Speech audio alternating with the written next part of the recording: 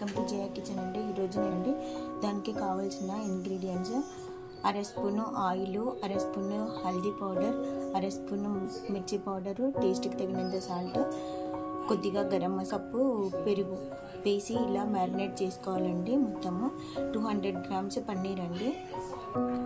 ఒక పెద్ద ఆనియన్ తీసుకొని ఇలా పెద్దగా ముక్కలుగా చేసుకోవాలండి. వీటిని ఇలా ఆనియన్ కూడా బాగా కలిపేసి చిన్న లెమన్ తీసుకొని దీన్ని కూడా జ్యూస్ చేసి పోయాలండి. కొంచెం అలాగే పెట్టాలండి.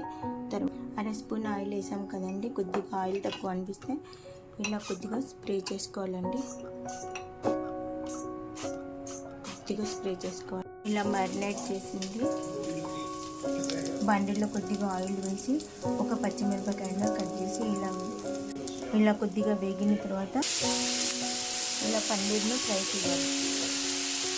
ఇలా కుక్ అవ్వనివ్వాలి. దీంట్లో క్యాప్సికము, టమాటా కూడా వేసుకోవచ్చండి, అది ఆప్షనల్. ఇలా వాటర్ అంతా డ్రై అయిపోయిన తర్వాత ఇలా కొత్తిమీరతో గార్నిష్ చేసి స్టవ్ ఆపేసి ఫ్రై రెడీ అండి. Ready to eat. Thank you for watching.